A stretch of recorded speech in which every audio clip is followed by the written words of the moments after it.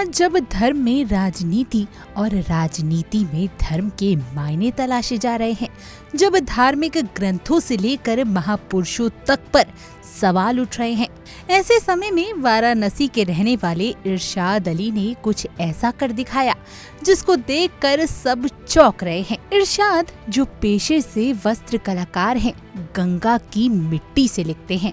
जी हाँ, आप सही सुन रहे हैं, वो स्याही नहीं बल्कि काशी का गंगा जल और मिट्टी से धार्मिक ग्रंथों को लिखा करते हैं। क्या लिखते हैं वो, क्यों करते हैं ऐसा, क्या मकसद है उसके पीछे और कैसे करते हैं ये सब?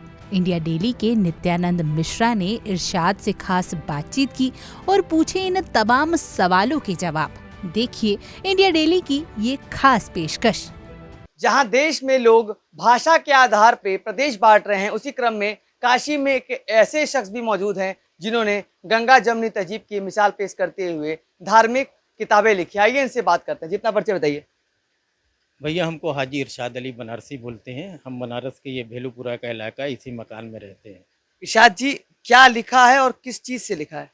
देखिए, मैंने सबसे पहले कपड़े के ऊपर में कुरान लिखा है, 1.5 साल उसके सेटअप में लगा है। उसमें जो है गंगा की मिट्टी, खाने वाली गोंद, केसर और उस आब जमजम की पानी की स्याही बना के नरकट के पौधे से लिखा। वो 4.5 साल में कंप्लीट हुई है। फिर कोरोना काल आ गया तो मैंने गीता की सेटिंग की। वो गीता 5 खंड में है। वो गीता को मैंने लिखा धर्मानुसार, उसमें गंगा का शुद्ध जल है। और उसी तरह मैंने संविधान की एक प्रति बनाई है, जो आपके सामने बुक है, सारी बुक आपके सामने है। उसमें प्रस्तावना, मूल अधिकार और नागरिकता का पार्ट अभी ऐड किया है। अभी उस पर शोध कर रहे हैं, इसलिए कि ये जो बनेगी ना भैया, ये कम से कम 70-80 बुक बनेगी इसकी, संविधान की। अभी एक बुक बनाया है, इस पर शोध किया है। और इसमें ये बुक 2 बाई 2.5 फीट की है और इसका बॉक्स जो है उससे 2 इंची बड़ा है। कैसे आपके दिमाग में आया कि हमें गंगा जल और गंगा की मिट्टी के माध्यम से धार्मिक किताबें जैसे गीता, हनुमान चालीसा और संविधान को लिखा जाए, और क्या संदेश देने का काम कर रहे हैं? कैसे आपको समझ में आया, ये सवाल आपका बहुत अच्छा है। एक्चुअल में क्या है कि बचपन में हमारे वहाँ जब कोई गुजर जाता है ना, तो कपड़े के ऊपर में भैया मिट्टी से उस पर धार्मिक कुरान का श्लोक, आयत वगैरह लिखते रहे, ताकि मैयत की तकलीफ थोड़ी सी दूर हो जाए। उसको हम लोग सीने पर रखते थे। तो हमारे पूर्वज लोग सूखी मिट्टी से लिखते थे। तो हम उसको गीली मिट्टी का प्रयोग किया, तो लिखते रहे। तो बच्चे लोग ने कहा कि पापा, ये तो लेखनी लुप्त हो जाएगी, बंद कमरे में कुछ ऐसा कीजिए कि दुनिया आपके हुनर को याद करे। तो हमने ये चीज़ सारी बनाई है, जो अब आपके सामने। ये एक मनोवैज्ञानिक चीज़ है, ये आम तरीके से आदमी नहीं लिख सकता है। कपड़े के ऊपर में ज़रा से भी आप लिखिएगा, फैल जाएगी स्याही। तो ये एक मनोवैज्ञानिक चीज़ है, और ऊपर वाले की दुआ है और आशीर्वाद है कि लिखते हुए ऐसा लगता है कि पीछे से कोई हमारी मदद कर रहा है। अच्छा, इंसान लिखता वही चीज़ है जिसमें उसकी आस्था होती है उन चीज़ों को। तो जो आप लिखे हैं गीता और हनुमान चालीसा, तो उसका अध्ययन आप कब से कर रहे थे? देखिए, आपने कहा कि आस्था तो सबसे बड़ी चीज़ है कि सबसे पहले हम एक मुसलमान हैं और कुरान और अल्लाह को एक मानते हैं।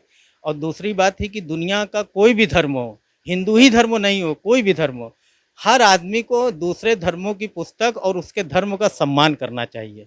और किसी भी धर्म में किसी भी संस्कृति का लिखना पढ़ना, ये किसी भी धर्म के खिलाफ है ही नहीं है। धर्म के खिलाफ वो है कि एक धर्म का इंसान दूसरे धर्म को बरकला कर अपने धर्म पर आकर्षित करे। इसको हम लोग बहुत गुनाह समझते हैं।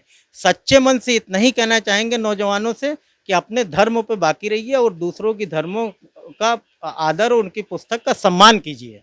अच्छा, अगर कोई आपको ऑर्डर दे दोबारा इस पुस्तक को उनके पर्सनल के लिए लिखने के लिए या किसी को उपहार देने का, तो क्या लिख? देखिए, ये 2022 तक सारी बुक तो हमारी हो गई है बाइंडिंग होते हुए। ये अब समय आया कि आपके सामने है, सच्चाई है। चूँकि कोई भी आदमी को जब कोई चीज़ सामने रख के भैया दिखाएंगे, तभी ना उसको समझ में आएगी। तो कोई भी व्यक्ति हो, कोई भी XYZ किसी भी धर्म का व्यक्ति हो, वो किसी को देना चाहे, बनवाना चाहे, किसी को डोनेट करना चाहे, म्यूजियम के लिए हो, चाहे लाइब्रेरी के लिए हो, चाहे अपने, वो बेशक हमसे मिले, हम उसको बना कर दे देंगे। अच्छा, एक आखिरी सवाल। जब आपने इस पुस्तक को लिखा, तो क्या आपके समाज के या आपके धर्म गुरुओं ने इस पे कुछ आपको बोला? नहीं, नहीं, ऐसी कोई बात नहीं है। बहुत सारे मौलाना आलिम से मैंने पूछा, हर मौलाना आलिम ने कहा किसी भी धर्म का लिखना पढ़ना किसी भी संस्कृति के खिलाफ नहीं है। किसी भी धर्म को अपनाना, अपने धर्म को छोड़ के, ये हम लोग गुनाह समझते हैं। सच्चे मन से अपने धर्म पे बाकी रहिए, दूसरे की पुस्तक पढ़िए, उसको लिखिए, उसमें कोई गुनाह की बात नहीं है। बहुत बहुत शुक्रिया हमसे बात करने के लिए। तो ये थे काशी के इरशाद जी, जिन्होंने एक संदेश विश्व को दिया है और उन लोगों को मुंहतोड़ जवाब दिया है जो जाति, मजहब और भाषा के आधार पे बांटने का काम करते हैं। वाराणसी से इंडिया डेली के लिए नित्यानंद मिश्रा।